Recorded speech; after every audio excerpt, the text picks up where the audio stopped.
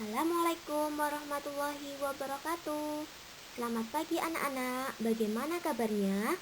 Tetap semangat ya meskipun belajar dari rumah.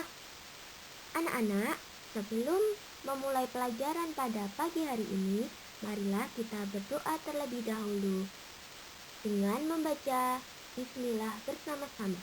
Bismillahirrahmanirrahim. Anak-anak, pada pagi hari ini kita akan belajar tema 2, persatuan dalam perbedaan.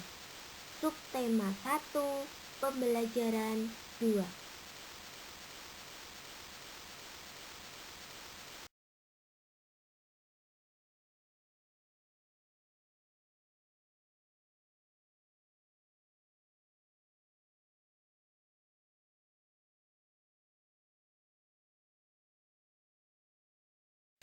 Muatan pembelajaran pada subtema 1 pembelajaran 2 yaitu PKN dan SBDP.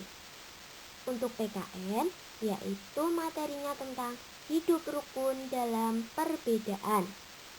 Tujuannya menyebutkan manfaat persatuan dalam kehidupan sehari-hari. 2.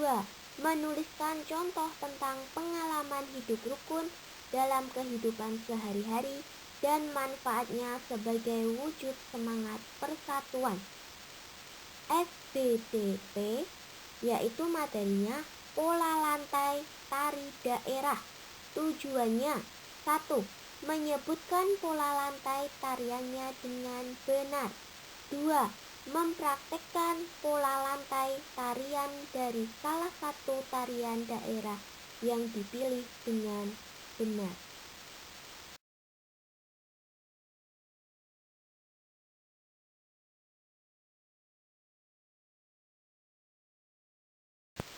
Muatan pelajaran yang pertama PKN, hidup rukun dalam perbedaan. Apa itu hidup rukun? Yaitu saling menghormati, menyayangi antar sesama manusia, dan dilakukan di mana saja, baik rumah, sekolah, maupun lingkungan masyarakat.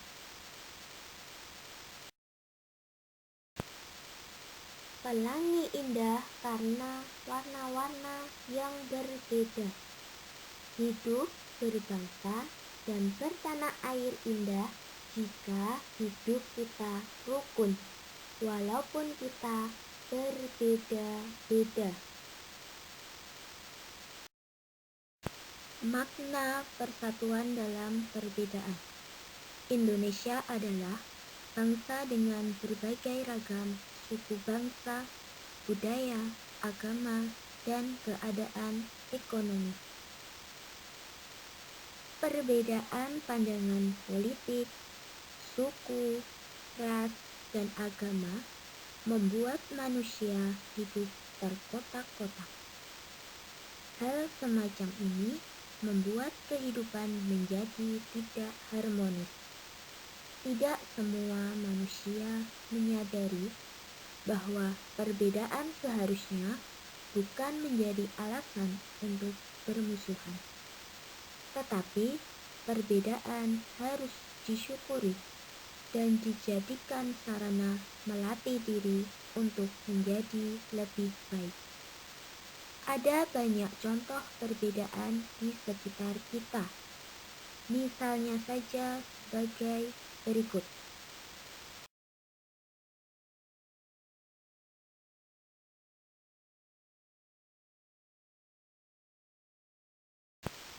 Contoh perbedaan di sekitar kita.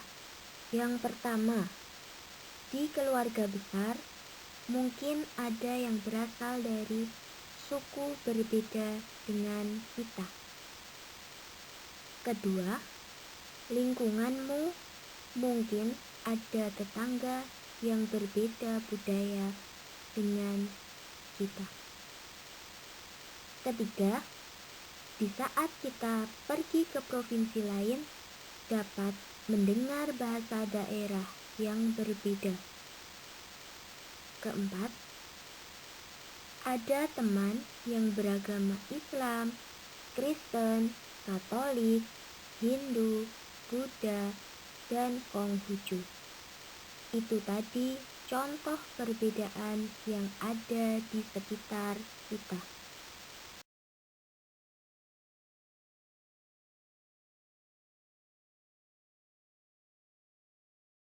Dengan adanya perbedaan tadi, maka bangsa kita adalah bangsa yang kaya.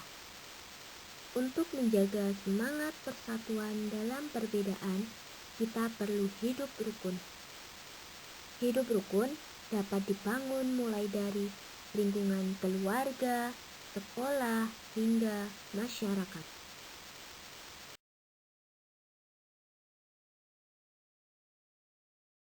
Berikut ini ada beberapa sikap yang diperlukan dalam mencapai persatuan dan perbedaan, di mana sikap ini perlu diterapkan oleh semua anggota masyarakat.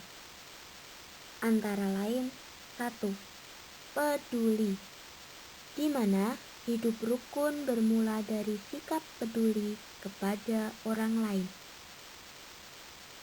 Peduli sendiri menyadari hidup orang lain memiliki kebutuhan yang berbeda dari kita. Sikap yang kedua, mendahulukan kepentingan bersama, di mana kita perlu mendahulukan kepentingan bersama daripada kepentingan golongan atau individu. Sikap selanjutnya yaitu toleransi kepada orang lain. Sikap menghormati antar individu meski adanya perbedaan. Toleransi sendiri perlu diterapkan dalam kehidupan sehari-hari.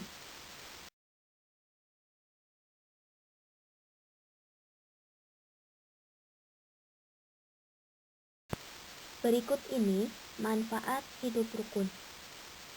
1. Menciptakan kedamaian. Kedua, hidup akan menjadi aman, nyaman, dan tentram. 3.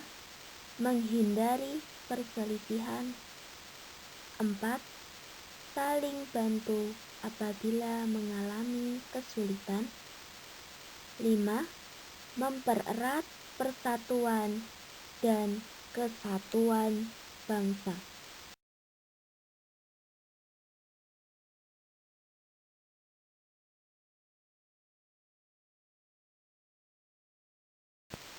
Muatan pelajaran selanjutnya yaitu SBDP, pola lantai dalam gerak tari.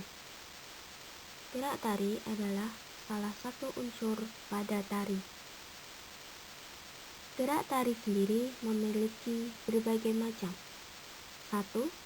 Gerak tari klasik, yaitu gerak tari menirukan kegiatan manusia atau menirukan gerakan hewan tertentu.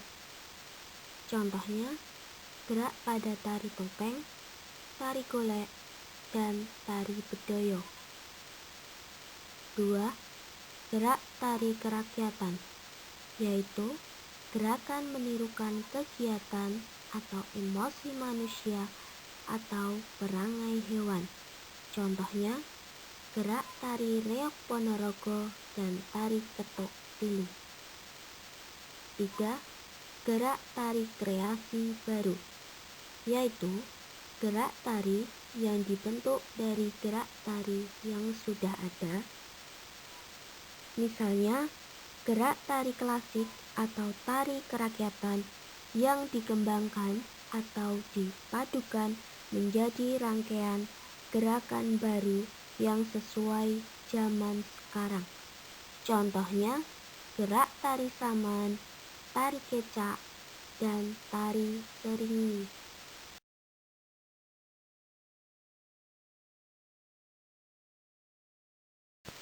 Pola lantai adalah pengaturan posisi atau garis yang dilalui penari saat melakukan gerak tari atau biasa disebut formasi.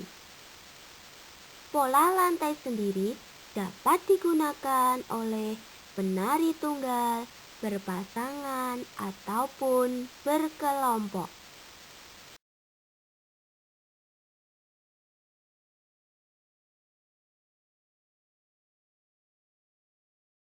Pola garis lurus dan pola garis lengkung masing-masing mengalami perkembangan. Perkembangan pola garis lurus berkembang menjadi pola segitiga, segi empat, segi lima, dan zigzag. Sedangkan pola garis lengkung berkembang menjadi lingkaran, lengkung ke depan, lengkung ke belakang, dan angka 8.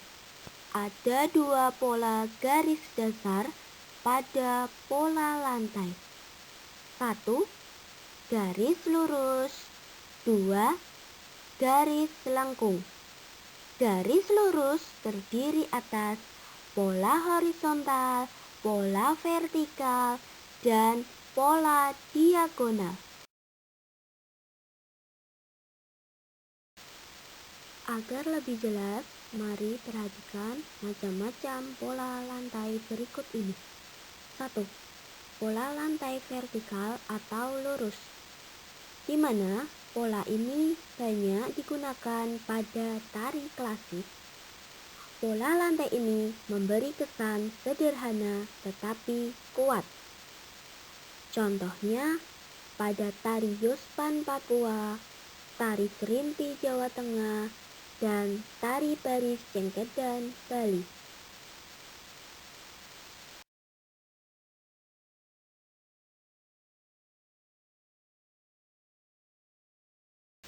Pola lantai selanjutnya yaitu pola lantai diagonal, di mana penari berbaris membentuk garis menyudut ke kanan atau ke kiri.